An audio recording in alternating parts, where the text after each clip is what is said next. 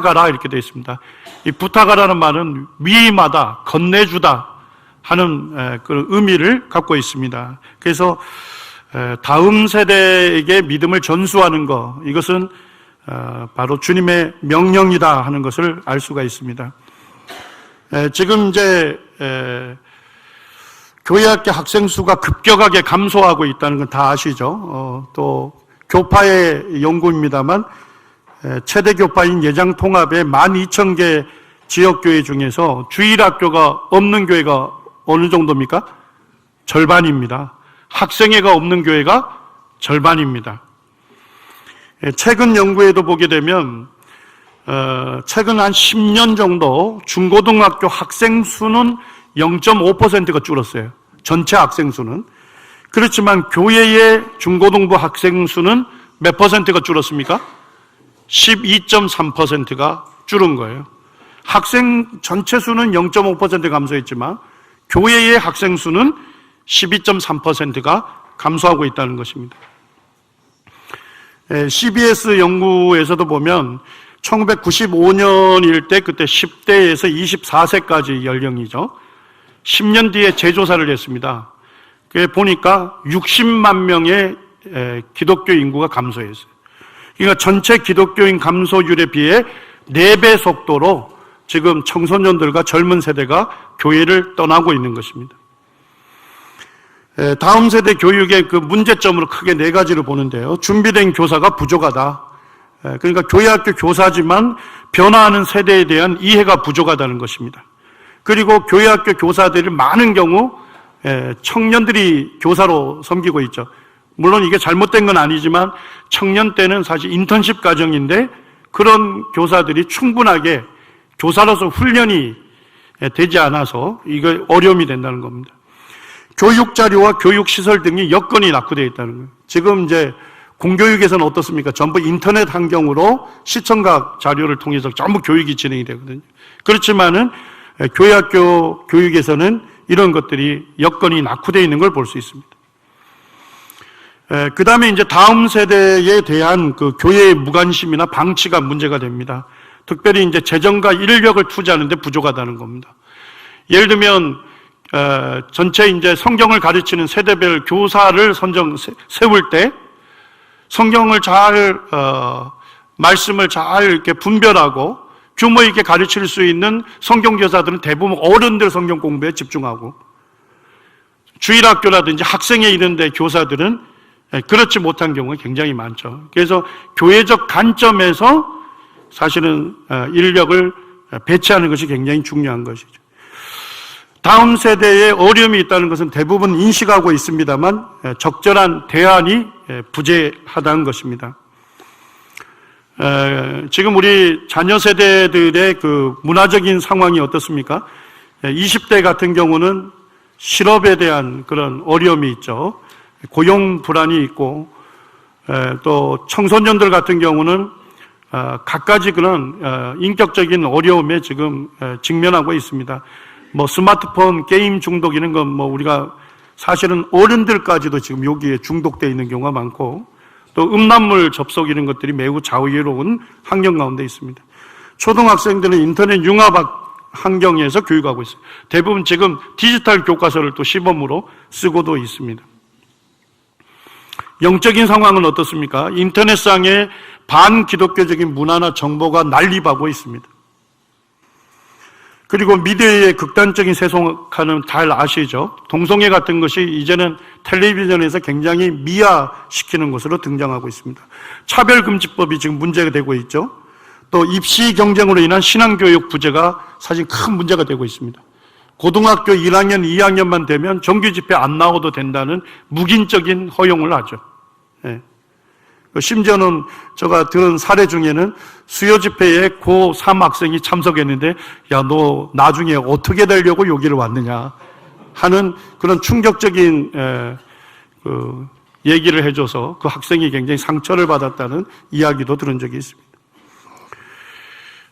고등학교 1학년, 2학년, 3학년 과정을 거치면서 정기 집회에 나오지 않고 또 그 청소년 시기에 복음을 듣고 구원받고 이제 믿음 안에 성장해야 할 그런 민감한 시기에 사실은 이제 학원 이런 것 때문에 캠프 이런 데도 보내지 못하는 그와 같은 이제 어려운 환경이 되다가 결국 대학 입학하게 되면 누구 떠납니까? 부모 떠나면서 결국 교회를 떠나는 그와 같은 사례가 굉장히 많고, 제가 이제 대학에 있을 때 보면 여러 지역에서 청거가 오는 경우 있어요. 그 부모님들, 믿는 부모님들이 대부분 전전긍긍하는 게 뭐냐? 모임생활 할 수 있을까? 이걸 전전긍긍하는 거예요. 그와 같은 위기에 있습니다. 그리고 고등학생 때 지금 이제 융합과학교과서로 배우고 있는데요. 이 융합과학교과서를 만든 목적이 뭐냐면 체계적으로 진화론을 교육하기 위한 목적으로 만들어졌습니다. 2014년 연구에 보면 청소년 복음화율이 몇 %입니까? 3%입니다. 그러니까 지금 한국 교회의 청소년들이 미전도 종족이에요. 더 많은 지금 선교사를 사실은 한국 교회 청소년들에게 파송을 해야 하는 것입니다. 또 여성성의 급격한 상실로 인해서 어머니의 돌봄을 받지 못하는 어려운 환경 가운데 있습니다. 기독교 미래학자 중에 그 최윤식 목사라는 분이 있는데 이분이 이제 한국교회 미래지도라고 하는 2권의 책을 썼어요. 거기에 보게 되면 한국교회는 지금 이제 위기다 이렇게 얘기하고 있습니다. 그리고 앞으로 10년이 한국교회의 마지막 골든타임이 될 것이다. 이 지금 현재 10년을 어떻게 보내느냐에 따라서 10년 뒤에 교회가 쇠퇴할 것인지 부흥할 것인지 결정이 될 거다 하는데 저는 이것조차도 낙관적이라고 생각합니다. 부흥이라기보다는 현상 유지만 해도 잘할 수 있는 것이다. 그와 같은 어려움이 있습니다. 우리가 사사기를 보게 되면 사사시대의 영적인 암흑기로 들어간 그 이유를 밝히고 있습니다. 여호수아가 사는 날 동안과 여호수아 뒤에 생존한 장로들, 그들은 여호와께서 이스라엘을 위하여 행하신 모든 큰 일을 본 자들이었습니다. 그렇기 때문에 그들은 여호와를 섬겼습니다. 그렇지만 그 후에 일어난 다른 세대는 어떻습니까? 여호와를 알지 못하고 여호와께서 이스라엘을 위하여 행하신 일도 알지 못하고, 그래서 그들이 여호와의 목전에 악을 행하고 결국은 우상 숭배에 들어가는 것을 볼 수 있습니다. 결국 현 세대가 다음 세대를 준비시키지 않았기 때문에 결국 다음 세대는 영적인 암흑기로 들어가게 된 것입니다. 다음 세대 신앙교육의 제1 책임, 첫 번째 책임이 누구에게 있을까요? 부모에게 있는 것입니다. 성경은 부모가 자식의 신앙교육에 1차 책임이 있다는 것입니다. 그 다음에 교회학교 교사가 될 수 있고 교회가 될 수 있습니다. 시편 78편에 보게 되면 다음 세대에 대한 부모 세대의 책임을 말씀하고 있는데요. 5절에 보니까 우리 조상들에게 명령하사 그들의 자손에게 알리라 하셨으니, 다음 세대의 신앙교육은 하나님께서 하신 명령입니다. 그리고 4절에 보게 되면 구체적으로 무엇을 가르칠 것을 말씀해 주고 있습니다. 여호와의 영예를 가르치라는 것입니다. 하나님을 찬양할 만한 일을 가르치라는 것입니다.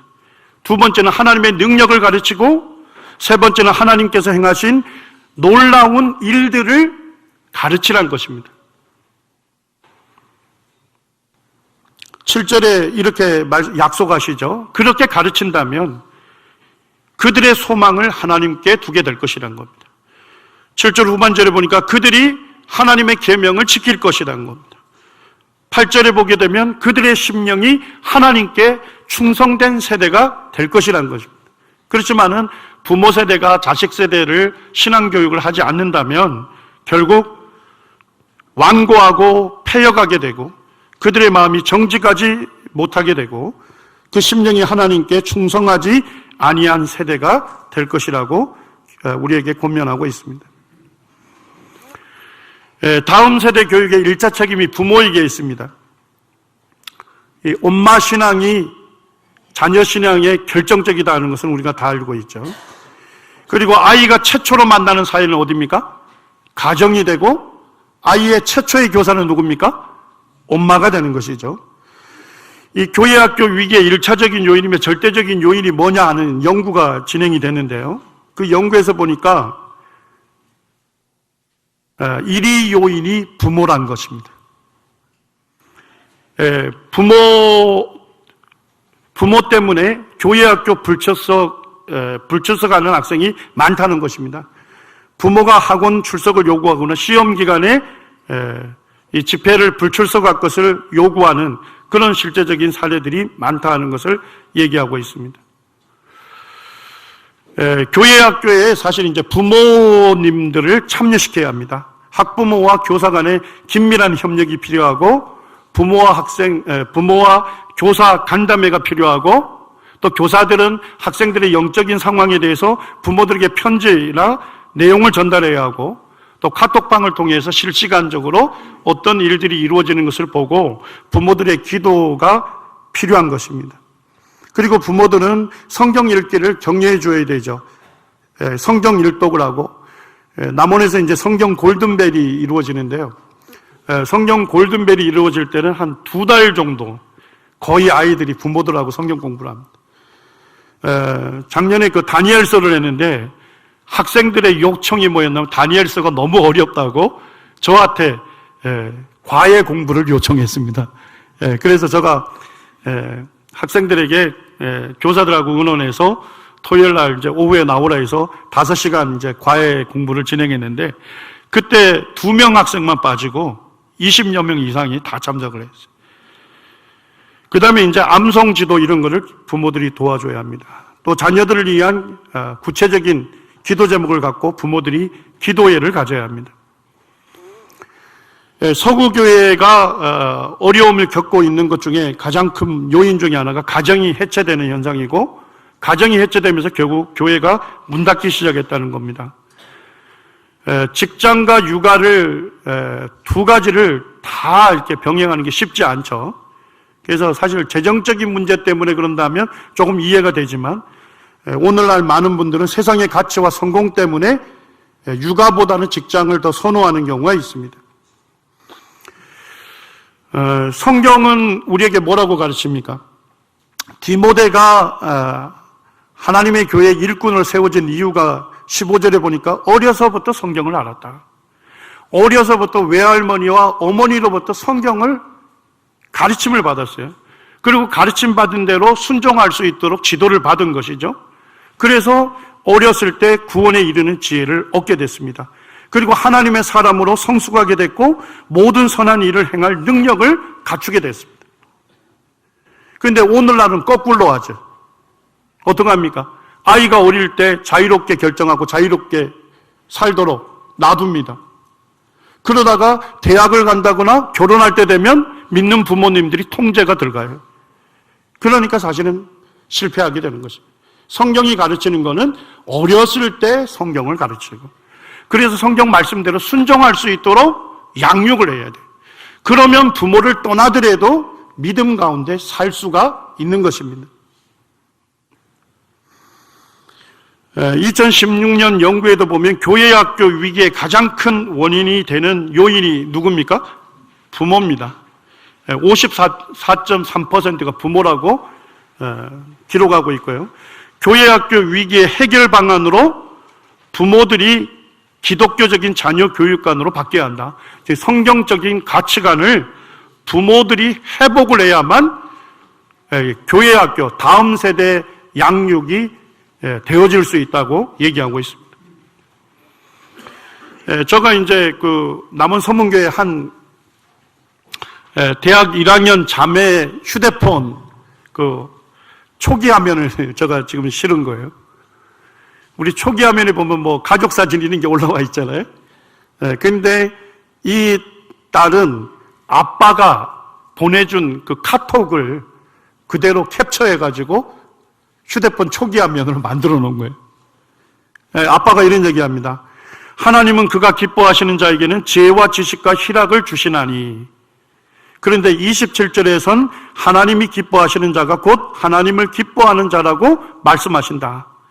과제가 많을 때, 힘들 때, 딸 하나님을 기쁘시게 섬겨라. 그리고 공부 시작할 때 하나님께 기도드려라. 하나님 제게 지혜와 지식을 주십시오.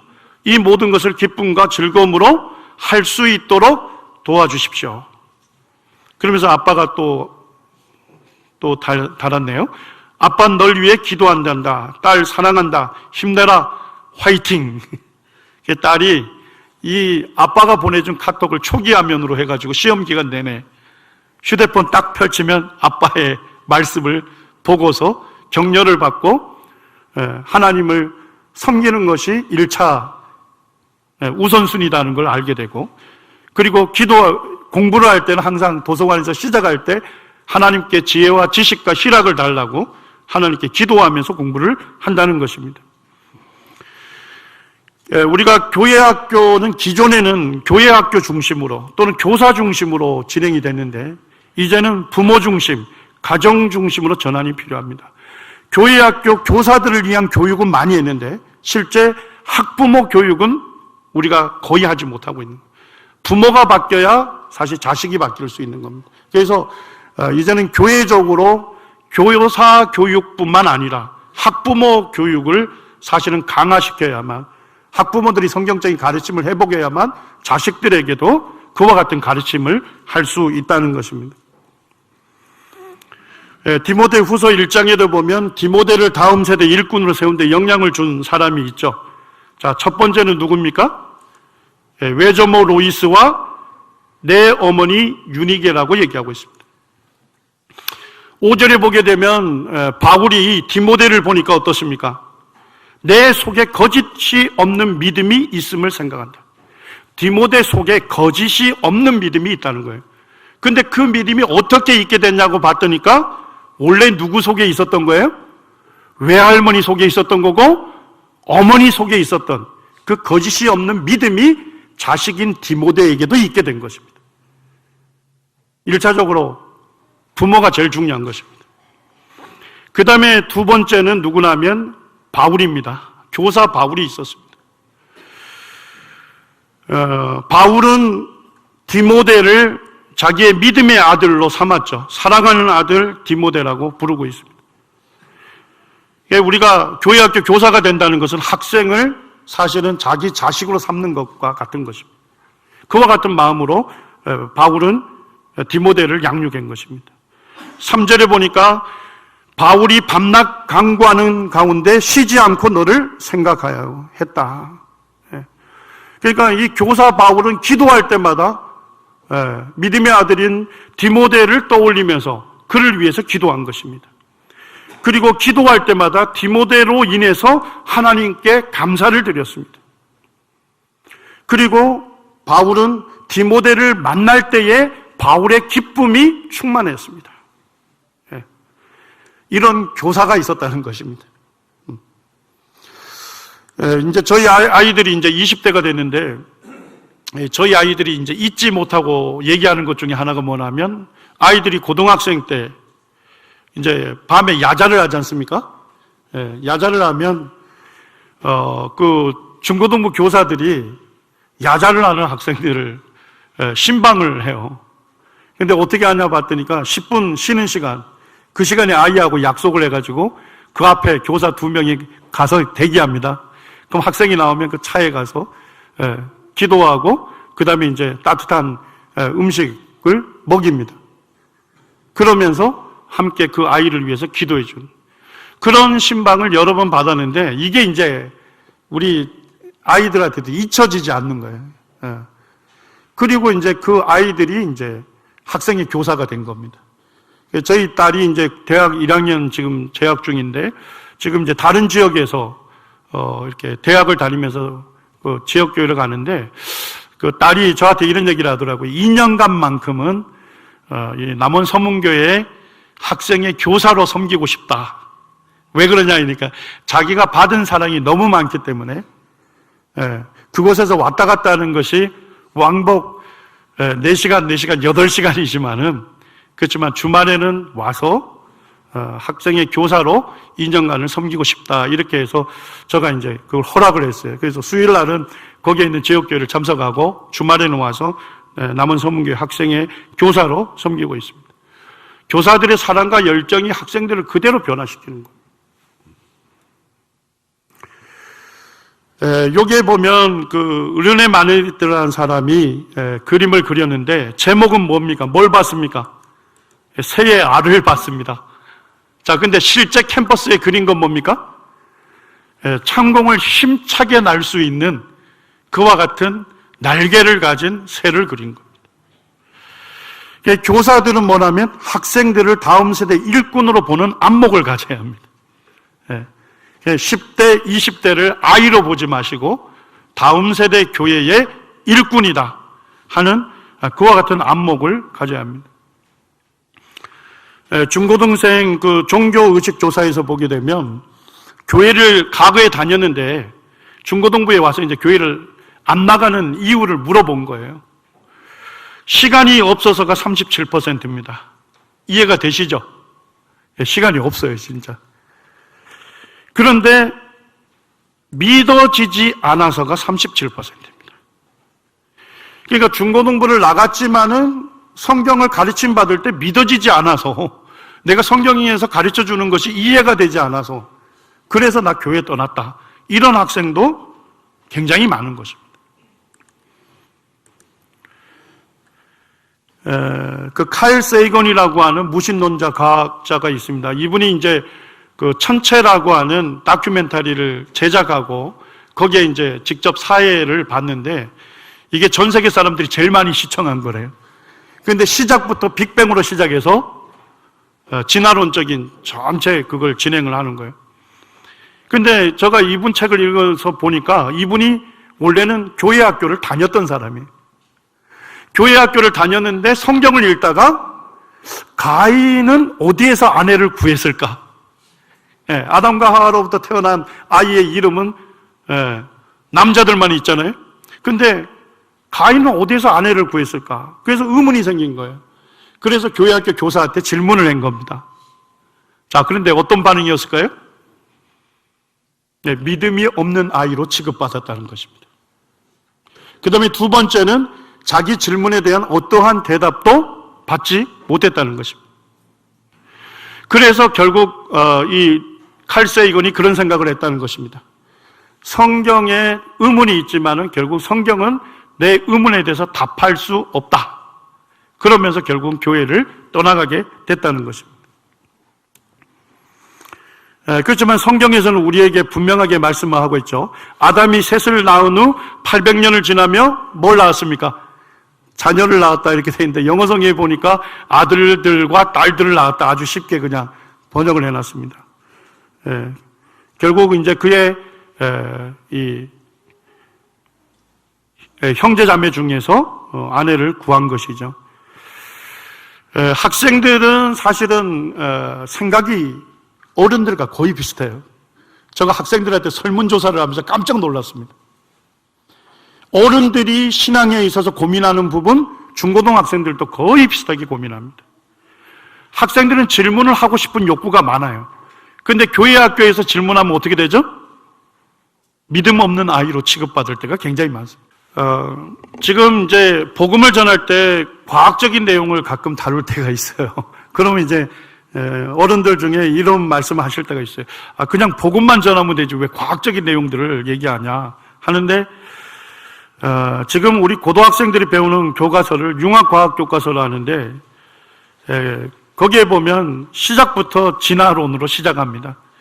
그리고 이것을 만든 목적이 빅뱅으로 우주가 탄생한 뒤 태양과 지구로 진화되고 오늘날 최초의 생명체를 거쳐서 오늘날 인간이 살아오기까지 과정을 스토리텔링 방식으로 풀어냈다는 거예요. 그러니까 재미있는 이야기를 하듯이 풀어낸 거예요. 사실 개개 내용은 너무 어려운데 쉽게 설명해 준 거예요. 그러니까 학생들은 개개 내용은 모를지라도 뭐는 확실히 인식하죠? 인간은 다 진화되어 온 산물이다. 이렇게 인식이 된다는 거예요. 진화론의 반대가 무엇일까요? 자, 진화론은 반대. 우리는 창조론이라고 생각합니다. 그런데 진화론의 반대는 뭐냐? 창조를 말하는 성경은 거짓말이라는 것입니다. 제가 예전에 교사인 형제님하고 교제하면서 이런 얘기를 했습니다. 과학교사가 어떤 자기 학생의 믿음을 파괴할 목적이 없을지라도 과학책에 나와 있는 것을 제대로 이해하도록 잘 가르쳐주면 그 아이들 중에 많은 아이들이 결국 믿음을 떠날 것이다. 지금 이제 진화론을 수용하게 되면 이런 문제가 생깁니다. 진화론이 사실이라면 하나님이 모든 만물을 창조하였다는 것은 거짓이 되죠. 근데 과학에 따르면 진화론은 사실이라는 겁니다. 그렇기 때문에 성경은 거짓말이라는 것입니다. 진화론을 수용하게 되면 당연히 도달하는 결론입니다. 어떤 성경 교사가 이런 얘기를 했어요. 저는 굉장히 동감하는데, 오늘날 사탄은 학교에서 진화론 교육을 통해서 무신론자를 뭘로 추수합니까? 트랙터로 추수하고 있다는 거예요. 근데 교회는 뭐 하고 있죠? 그 트랙터 뒤를 가면서 남아있는 이삭을 허리를 굽혀서 힘겹게 죽고 있다는 것입니다. 이런 것을 보게 되면 교회가 사실은 학생들이 고민하고 갈등하는 이 주제에 대한 대응 교육이 필요하다는 것입니다. 지금 한국에 인문학 열풍이 불고 있어요. 직장인들이요, 인문학 책들을 사서 같이 독서 토론을 해요. 제가 인터넷에 보니까 이제 3명의 직장 동료들이 모처럼 이제 한 권의 책을 토론하게 됐다고 굉장히 좋아하죠. 근데 그들이 들고 있는 책이 뭡니까? 리차드 도킨스의 만들어진 신. 이건 전부 진화론으로부터 시작해서 당연한 결론인 무신론으로 기결되는 책들입니다. 영국 교회가 쇠퇴하는데 진화론이 악영향을 미쳤는데, 영국 교회가 진화론에 대해서 대처하지 않은 건 아니에요. 그런데 영국 교회가 대처했던 건 뭐냐면, 진화론은 과학적인 이론인데 도덕적으로 대처한 거예요. 뭔 얘기냐면, 찰스 다윈의 얼굴을 원숭이로 그린다거나, 진화론을 수용하는 사람은 원숭이의 자손이다거나, 이런 감정적인 접근을 주로 했습니다. 근데 진화론은 뭡니까? 과학이론이죠? 진화론에서 진화가 사실이라고 증거하는 과학적인 증거들이 과학적으로 왜 문제가 있는지를 짚어주지 않았다는 겁니다. 그렇기 때문에 결국은 교회로부터는 창조를 배웠지만 학교로부터는 진화론을 습득하면서 결국은 과학적으로 볼 때는 진화가 맞다, 이렇게 무신론 사상을 갖게 됐다는 겁니다. 그런데 교회가 이와 같은 일반인들과 다음 세대들에게 진화론의 과학적인 증거들이 문제가 있다는 것을 가르쳐 주지 않는다면 다음 세대는 그들의 주장이, 진화론자들의 주장이 모두 사실인 것처럼 받아들여지게 될 것입니다. 2009년에 쓴 논문인데, 거기에 보면 학교 학생들에게 진화론만 가르쳤어요. 그랬더니까 학생의 75%가 진화론이 과학적으로 사실이라고 믿게 됐다는 겁니다. 그런데 이번에는 진화론 교육을 받고 있는 중고등학생들에게 창조과학을 함께 소개했답니다. 그랬더니까 그 학생들 중에 60%가 하나님께서 세상을 창조했다는 것을 믿을 수 있었다는 겁니다. 심지어는 대학에서 생물학을 전공하는 학생들에게도 동일한 디자인으로 연구를 했는데 동일한 결과가 일어났다는 겁니다. 그러니까 뭔 얘기예요?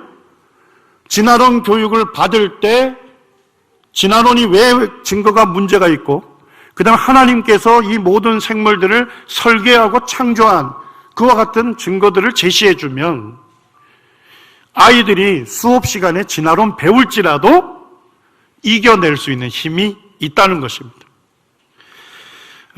저희 학생 자매 중에 지금 대학생이 되는데, 그 학생이 고등학교 1학년 마치고서 저한테 그런 얘기를 했습니다. 자기가 청소년 창조과학 스쿨에 참석하지 않았다면 나도 고등학교 1학년 공부할 때 진화론 때문에 굉장한 그와 같은 위협을 받았을 거다. 굉장히 힘들고 갈등했을 것이다.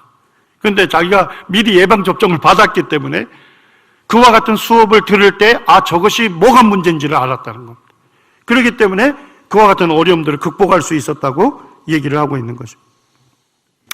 시간이 지났습니다. 그래서 지금 다음 세대가 직면하고 있는 그런 영적인 위기들을 좀 살펴봤고요.